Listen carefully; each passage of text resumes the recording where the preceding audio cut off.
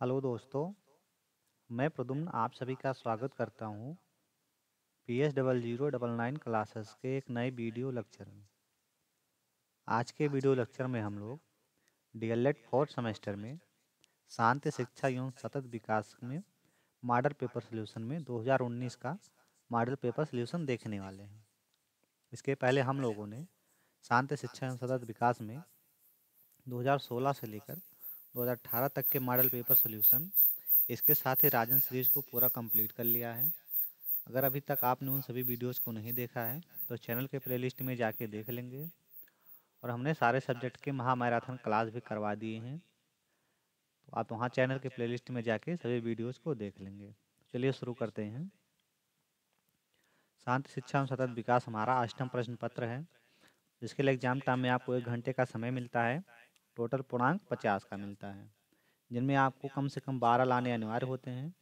बाकी आप 25 में 25 भी ला सकते हैं। चलिए देखते हैं। प्रश्न नंबर हमारा जो शुरू होता है वो वस्तुनिष्ठ प्रश्नों से शुरू होता है, जिनमें प्रश्न नंबर 1 से प्रश्न नंबर 5 तक जो है वस्तुनिष्ठ प्रश्न देखने को मिलते हैं। प्रश्न नंबर पहला है, निम्नांकित में से कौन शांति अभिवृत्ति नहीं है? निम्नांकित में से कौन शांति अभिवृत्ति नहीं है? ऑप्शन दिया गया है अहिंसा एवं करुणा, न्याय, मस्तिष्क का खुलापन, हिंसा एवं विवाद। तो शांति अभिवृत्ति में आपका आता है हिंसा, करुणा, न्याय, मस्तिष्क का खुलापन, ये सभी शामिल होते हैं। जबकि आपका हिंसा और विवाद जो है, हिंसा और विवाद, ये शांति अभिवृत्ति में शामिल नहीं है। तो इस प्रश्न का right answer option number D हो जाएगा। क्वेश्चन नंबर 2 है, शांति कौशलों का आधार है। शांति कौशलों का आधार है, ऑप्शन दिया गया है तनाव व दबाव, संवेगात्मक अस्थिरता, सृजनात्मकता, संकीर्ण विचार। तो शांति कौशलों का आधार जो हमारा है वह है सृजनात्मकता। वह है सृजनात्मकता। शांति शिक्षा द्वारा कौशल और व्यवहार सीखना जो है और विकसित करने का अवसर प्रदान करती है। शांति शिक्षा जो है, शांति शिक्षा द्वारा कौशल और व्यवहार सीखना और विकसित करने का भी अवसर प्रदान करती है। तो ऑप्शन नंबर बी जो होगा ये इस प्रश्न का राइट आंसर हो जाएगा। प्रश्न नंबर 3 है, किसी को हानि पहुंचाने से, किसी को हानि पहुंचाने के उद्देश्य से किया गया व्यवहार कहा जाता है। ऑप्शन दिया गया है आक्रामकता, अमित्रवत व्यवहार, विघटित व्यवहार या भ्रष्टाचार। किसी को हानि पहुंचाने के उद्देश्य से जो कार्य किया जाता है वो आपका क्या कहलाता है? जो व्यवहार किया जाता है वो आक्रामकता कहलाता है। आक्रामकता से हमारा जो है सामाजिक अंतःक्रिया में किए जाने वाले कई तरह के व्यवहार शामिल होते हैं। तो इसका right answer option number A आक्रामकता हो जाएगा। आक्रामकता। प्रश्न नंबर 4 है, भावात्मक एकता समिति 1961 के अध्यक्ष थे। भावात्मक एकता समिति 1961 के अध्यक्ष थे। ऑप्शन दिया गया है जाकिर हुसैन, इंदिरा गांधी, संपूर्णानंद, पूर्णानंद या संपूर्णानंद। तो भावात्मक एकता समिति जो 1961 है, इसके अध्यक्ष जो हैं वो आपके डॉक्टर संपूर्णानंद हैं। इसके अध्यक्ष डॉक्टर संपूर्णानंद हैं। इस समिति ने राष्ट्रीय एकता को बढ़ावा देने के लिए कुछ सिफारिशें की थी। राष्ट्रीय एकता को बढ़ावा देने के लिए कुछ सिफारिशें की थी। तो डॉक्टर संपूर्णानंद हो जाएंगे इसके अध्यक्ष। ऑप्शन नंबर डी जो होगा ये हो जाएगा इस प्रश्न का राइट आंसर। प्रश्न नंबर 5 है, योग दर्शन के प्रेरणा हैं। योग दर्शन के प्रेरणा हैं। ऑप्शन दिया गया पतंजलि, शंकराचार्य, अरविंद घोष या मनु। तो योग दर्शन के प्रेरणा जो हैं वो आपके हैं पतंजलि, यानी ऑप्शन नंबर ए जो होगा ये इस प्रश्न का राइट आंसर हो जाएगा। नेक्स्ट हमारा शुरू होता है अध लघु उत्तरीय प्रश्न, जिसमें आपको प्रश्न नंबर 6 से लेकर और प्रश्न नंबर 11 तक देखने को मिलते हैं। प्रश्न नंबर 6 है, चरित्र निर्माण करने वाली किन्हीं दो कारकों का उल्लेख कीजिए। चरित्र का निर्माण करने वाले किन्हीं दो कारक तो आपके हैं विश्वसनीयता, सम्मान, जिम्मेदारी, निष्पक्षता, देखभाल और नागरिकता जो है, इन सभी कारकों द्वारा चरित्र का निर्माण किया जा सकता है। विश्वसनीयता है, सम्मान है, जिम्मेदारी, निष्पक्षता, देखभाल, नागरिकता ये सभी कारण हैं जिससे चरित्र का निर्माण होता है। प्रश्न नंबर 7 है, तनाव कम करने के किन्हीं दो अप्रत्यक्ष प्रत्यक्ष विधियों का उल्लेख कीजिए। तनाव कम करने के किसी दो अप्रत्यक्ष विधि। तो देखिए इसके दो अप्रत्यक्ष विधियां लिखित हैं, जिनमें पहला आपका है शोधन। इस विधि में जो है व्यक्ति सर्वप्रथम अपनी समस्या के विषय में शोधन करता है और अपने तनाव को कम करता है। दूसरा आपका है पृथक्करण।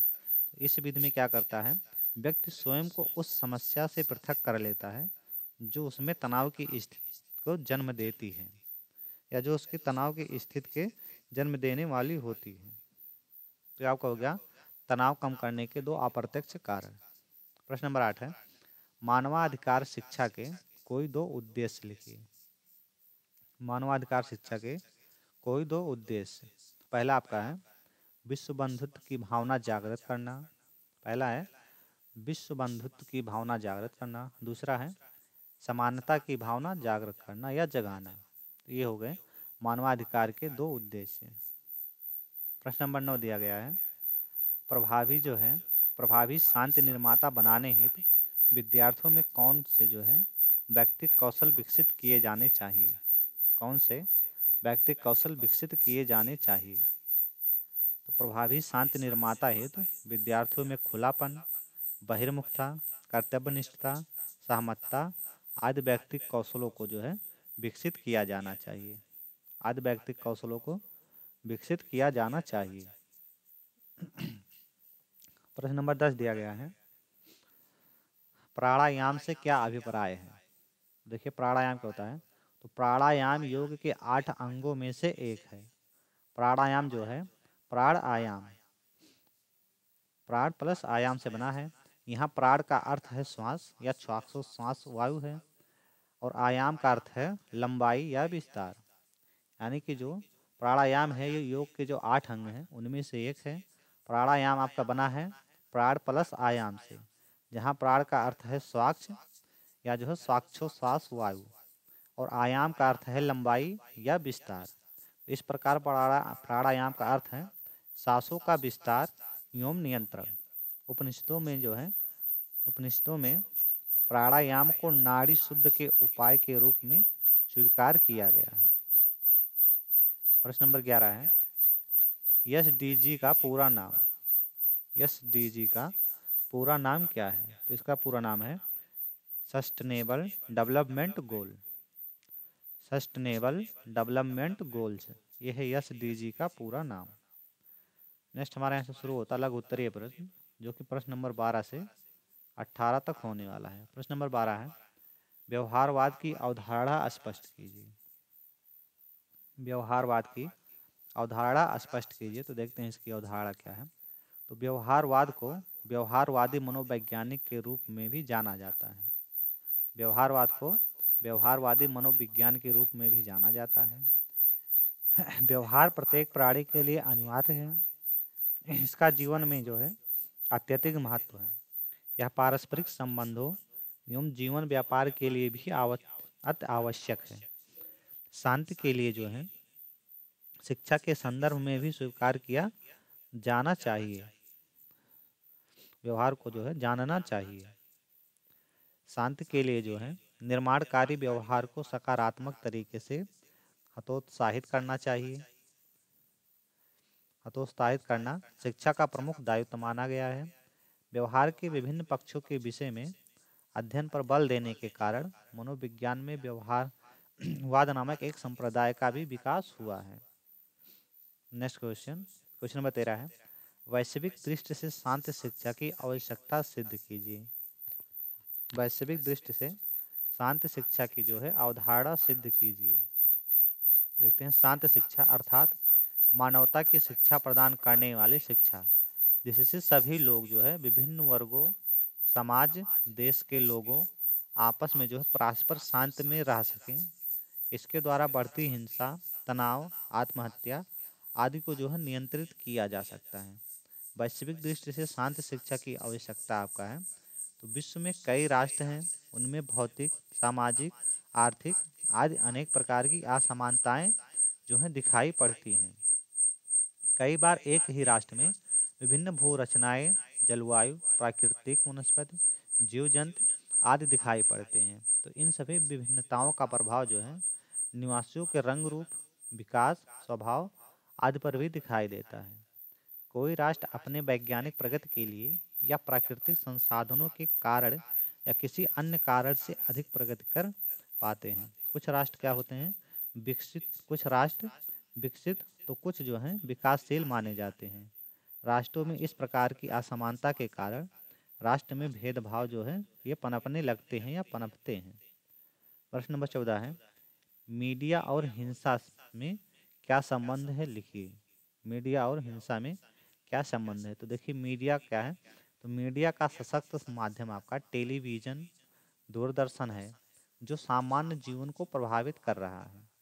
आजकल फिल्मों तथा जो है धारावाहिकों में हत्या, बलात्कार, लूटपाट, झगड़े आदि का खूब बढ़ा चढ़ाकर जो है दिखाया जाता है। इस प्रकार की घटनाओं का जो है मानव के ऊपर घातक तथा विकृत प्रभाव स्पष्ट रूप से पड़ रहा है। तो ये आपका हो गया मीडिया और हिंसा में संबंध। आगे है इसी में, हिंसा के नए नए रास्ते इस माध्यम के द्वारा जनता सीख रही है। कई टीवी चैनल जो है हिंसा को जो प्रसारित कर रहे हैं, छोटे बच्चों पर इसका सीधा प्रभाव पड़ रहा है। आज की नई पीढ़ी इस प्रकार के प्रदर्शन से अधिक प्रभावित हो रही है।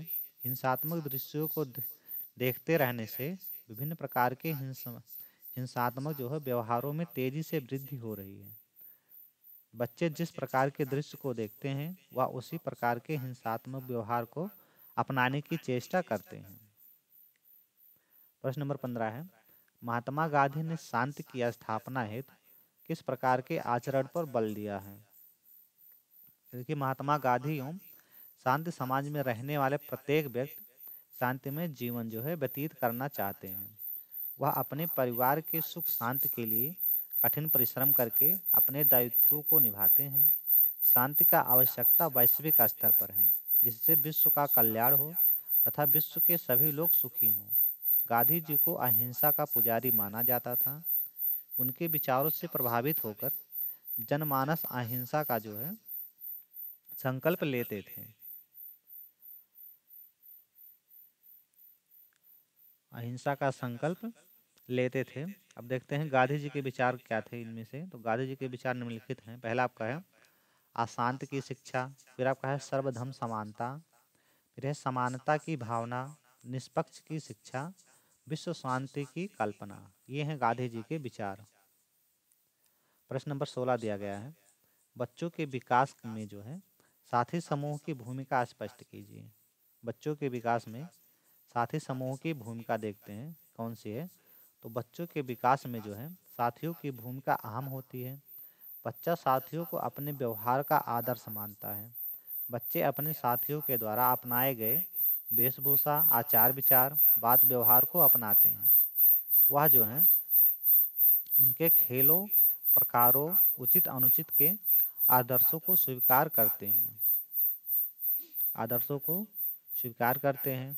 वह समूह के नियम व आचार संहिता का पालन करते हुए उनके प्रति निष्ठावान रहने का प्रयास करते हैं।